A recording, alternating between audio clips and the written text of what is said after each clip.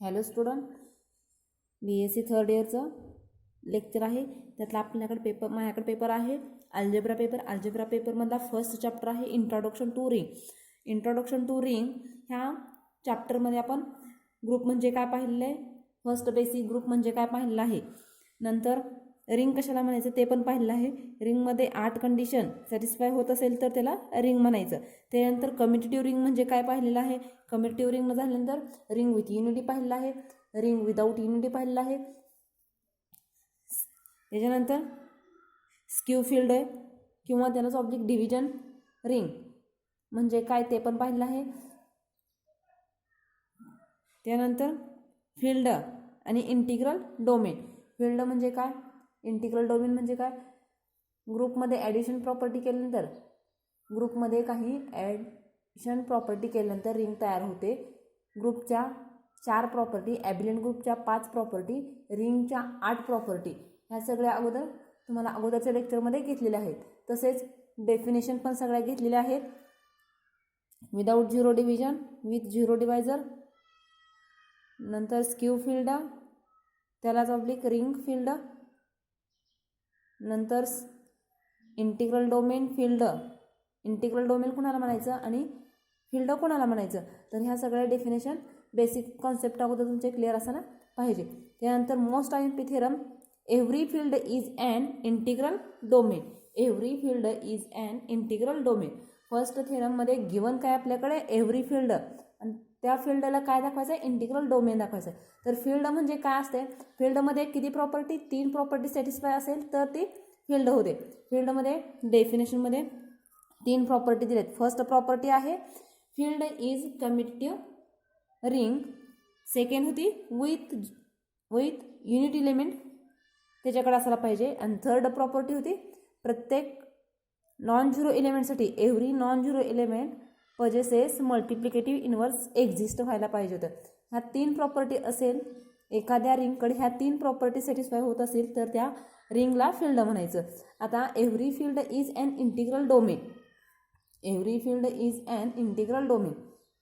थेरमचं statement काय सांगते, फील्डला integral domain म्हणायचं. तर कधी प्रत्येक फील्ड ही इंटिग्रल डोमेन आहे हे सांगते हा थेरम. फील्ड म्हणल्यानंतर आपल्याकडे 3 प्रॉपर्टी दिल्या तर सॅटिस्फाय व्हायला पाहिजे. त्या 3 प्रॉपर्टी कुठल्या कुठल्या, every field is commutative first property होती, with unit element second property, and third property काय होती, प्रत्येक नॉन झिरो एलिमेंटला मल्टिप्लिकेटिव्ह इन्व्हर्स एक्झिस्ट होतो. हे फील्डकडं. नंतर आपल्याला दाखवायचं आहे काय त्या फील्डला, इंटिग्रल डोमेन दाखवायचं आहे. इंटिग्रल डोमेन म्हणजे काय असते, तर फर्स्ट कंडिशन इंटिग्रल डोमेनमध्ये कम्युटेटिव्ह होतं, सेकंड होतं विथ युनिट इलेमेंट, आणि थर्ड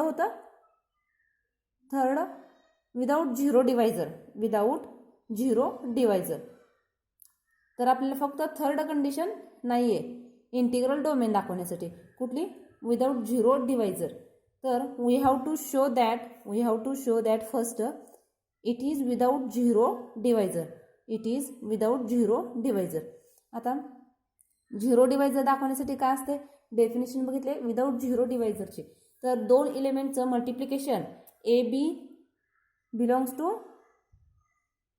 रिंगमधले, AB बिलॉंग्स टू रिंगमधले 2 एलिमेंट घेतले, त्या दोन्हीचं जर प्रोडक्ट इक्वल टू 0 आला तर एक तर ॲटलिस्ट 1 एलिमेंट A और B, at least 1 element equal to 0 असायला पाहिजे.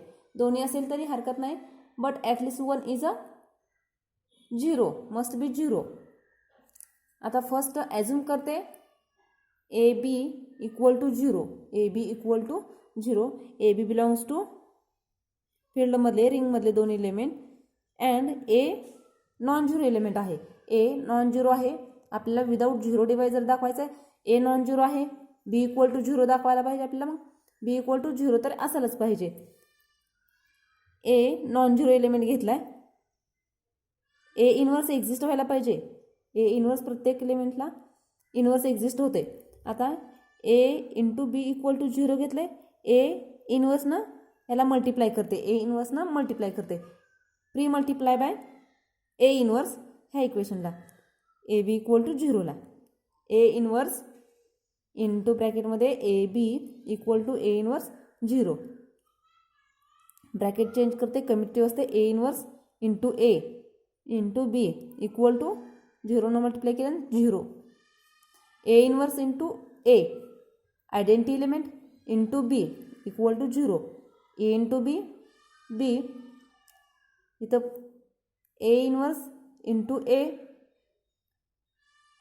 Inverse property, existence of inverse property, आणि इथं ई इंटू बी ह्याच्यामध्ये identity property equal to 0 equal to 0. A non zero element घेतला होता आणि ह्याला ए इंटू बीला ए इनवर्सनं मल्टिप्लाय केलं तर त्यावेळेस ए नॉन झिरो घेतला त्यावेळेस बी झिरो झाला, म्हणजे विदाऊट झिरो डिवायझर झाला. आता ए नॉन झिरो घेतला त्यावेळेस बी झिरो झाला. Similarly let A into B equal to 0. B हा नॉन झिरो घेते मी. फर्स्ट एला नॉन झिरो घेतलं त्यावेळेस बी झिरो झाला. सेकंड बीला नॉन झिरो घेते त्यावेळेस ऑब्वियसली एला झिरो व्हावं लागेल. आता बी नॉन झिरो घेतलं आहे, B inverse exist, A B belongs to R मधले दोन एलिमेंट, बी नॉन झिरो आहे, बी इनवर्स एक्झिस्ट. आता A into B equal to 0 ह्याला post multiply by B inverse करते, post multiply by B inverse A into B inverse equal to 0 into B inverse. Commutative हा एक element आहे, हा एक element आहे, कम्युटेटिव्ह करते ए ब्रॅकेटमध्ये B into B inverse equal to 0. दोन्हीचं मल्टिप्लिकेशन 0 न मल्टिप्लाय केल्यानंतर 0. Next B into B inverse identity existence of identity.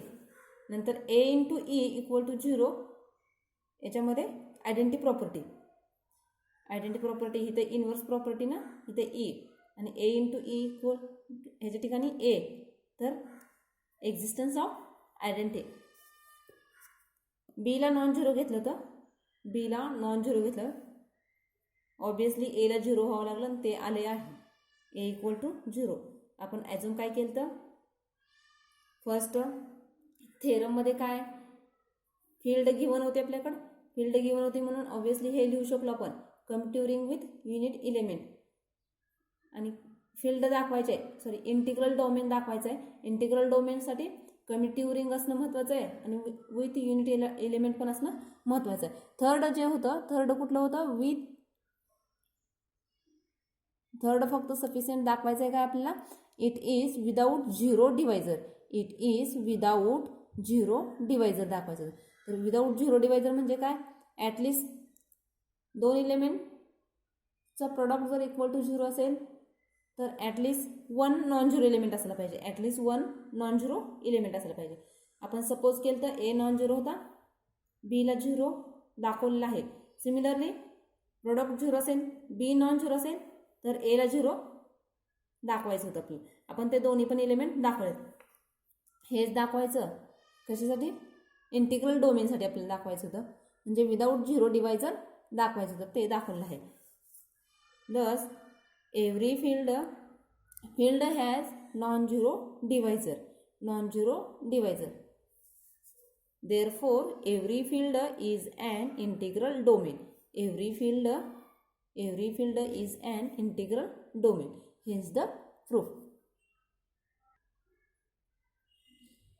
पुढचा next theorem, every finite integral domain is a field. Every finite integral domain is a field. किंवा oblique prove that an integral domain with finite number of element is a field.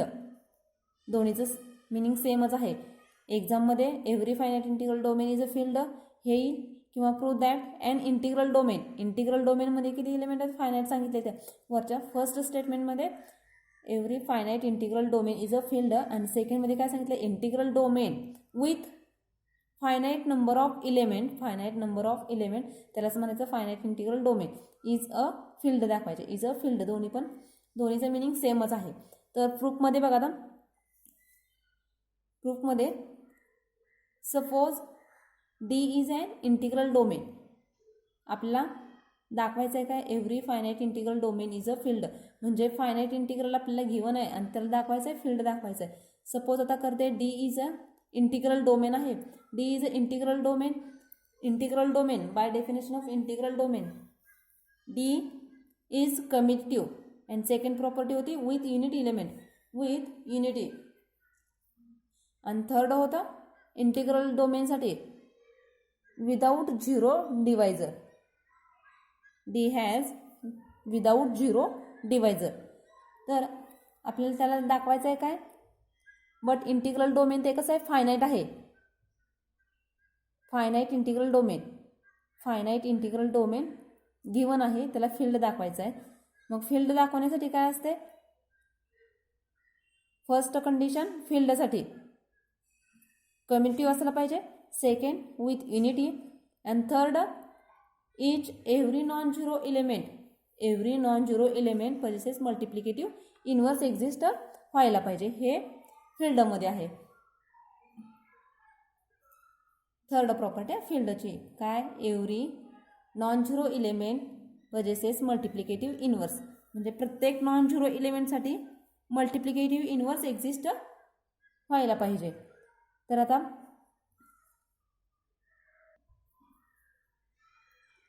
let a1 a2 up to so on an be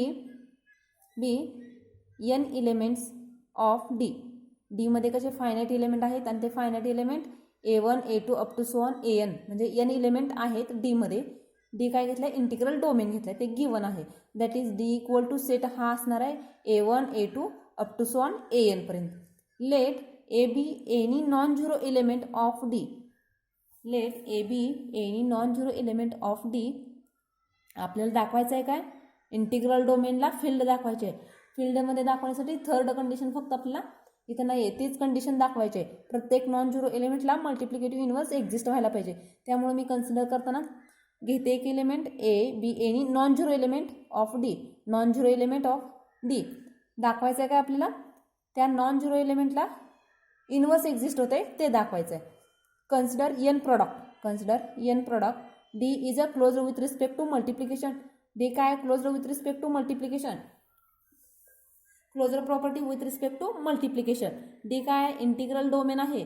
integral डोमेनसाठी commutative ring. Commutative ring म्हणले की closed with respect to multiplication तर येणारच आहे, कारण ring म्हटलं तर semi group तरी असणार आहे विथ रिस्पेक्ट टू मल्टिप्लिकेशन.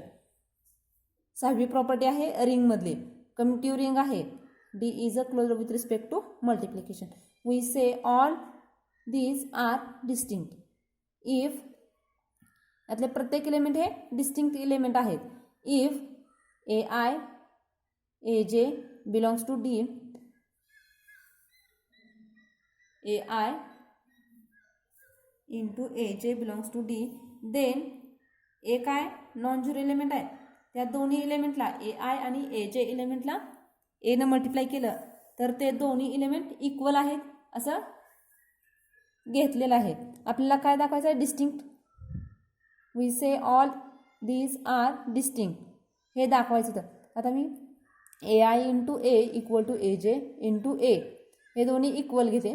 एनं मल्टिप्लाय केलेलं आहे ए आयला आणि ए जेला आणि ते दोन्ही इक्वल घेते. आपल्याला डिस्टिंक्ट दाखवायचं आहे. ए आय इंटू ए याला ह्या साईडला नेलं तर minus A J into A equal to zero. या दोन्हीतनं ए कॉमन काढलं, ए I minus A J into A equal to zero. A काय घेतलाय, नॉन झिरो एलिमेंट घेतलाय. ए नॉन झिरो एलिमेंट घेतलाय. हा एक element A I minus A J into A equal to zero आले. या दोन्हीचं मल्टिप्लिकेशन झिरो आले. ए ऑब्वियसली आपण काय घेऊन चालू आहे, A B any non zero element of D आणि ह्या दोन्हीचं मल्टिप्लिकेशन झिरो येते. ए नॉन झिरो आहे obviously, A I minus A J equal to zero असायला पाहिजे. ए I minus A J equal to zero. A non zero घेतलं आहे, या दोन्हीचं मल्टिप्लिकेशन झिरो आहे. कारण हे दोन्ही एलिमेंट कशातले आहेत, डी मधले आहेत. डी काय, इंटिग्रल डोमेन. इंटिग्रल डोमेनमधली third property without zero divisor. Without zero divisor काय सांगते प्रॉपर्टी, दोन्हीचं जर मल्टिप्लिकेशन इक्वल टू 0 असेल तर at least 1 is a non zero element असला पाहिजे. At least one is a zero. आता ए काय घेतलाय, नॉन झिरो घेतलाय. ऑब्विसली बीला झिरो व्हायला पाहिजे. बी ही तर काय एलिमेंट आहे, ए I minus A J equal to zero. A I minus A J equal to zero.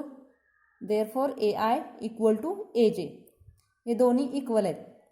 Which is contradiction. आपण अजून काय केलं तर, if A I into A equal to A J into A implies ह्याच्यावरनं काय आलं तर A I equal to A J. But which is contradiction, कारण डीमधले प्रत्येक element A1 A2 up to so on AN कसे डिस्टिंक्ट इलिमेंट आहेत. इथं काय सांगताय, हे दोन्ही इक्वल आहे. आर्बिट्ररी कुठले पण इलिमेंट दोन A I equal to A J हे काय सांगितलंय, इक्वल आले. Which is contradiction. Therefore A I into A not equal to A J into A implies A I not equal to A J. Distinct element आहेत. Hence A1A, A2A, A3A up to sworn ANA are distinct element of D. प्रत्येक element हे कसे distinct element आहेत. ते आपण proof केलेलं आहे. Assume केलं तर हे दोन्ही इक्वल आहे आणि ह्याच्यावरनं हे कसं आले, इक्वल आले. बट डी मधले प्रत्येक एलिमेंट कसे आहेत, डी मधले प्रत्येक एलिमेंट डिस्टिंक्ट आहेत. Which is contradiction. देअरफॉर हे दोन्ही डिफरंट हे सांगितले. Hence A1A, A2A, A3A up to sworn ANA are distinct element of D. One of this N product. आता हे जे एन प्रोडक्ट आहेत, one of these n product must be one which is unit element of D. D मध्ये unity element आहे, म्हणजे याच्यापैकी कुठला n product जे आहेत त्याच्यापैकी मस्ट बी एक एलिमेंट वन असला पाहिजे. Must be one element of D. D काय, इंटिग्रल डोमेन. सेकंड इंटिग्रल डोमेनमध्ये विथ युनिटी म्हणजे वन एलिमेंट या एन प्रोडक्टपैकी एक तरी असणार आहे. Let B belongs to D such that B belongs to D. आता B into A equal to one equal to A into B one आहे. बी इज अ, ह्या दोन्हीचं जर मल्टिप्लिकेशन वन असेल, युनिट एलिमेंट आहे. इथं सांगितलंय one of this N product must be one which is unit element. ह्या N प्रॉडक्टपैकी एक एलिमेंट युनिट असणार आहे. Let B belongs to D such that B into A equal to one. B is a ह्या दोन्हीचं multiplication one आहे. B is a multiplicative inverse of A. जर product equal to one असेल तर multiplicative identity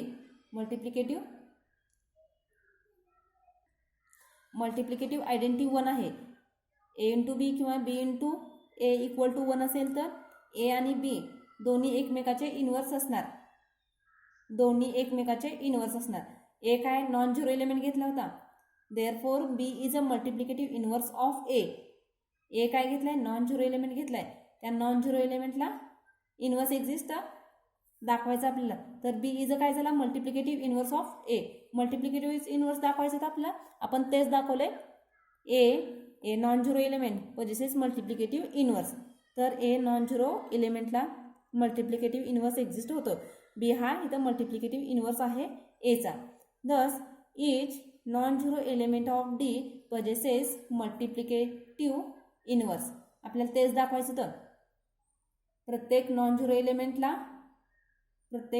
एलिमेंटला multiplicative inverse exist होतोय हेच दाखवायचं. तर हे दाखवलं म्हणजे काय झालं, आपलं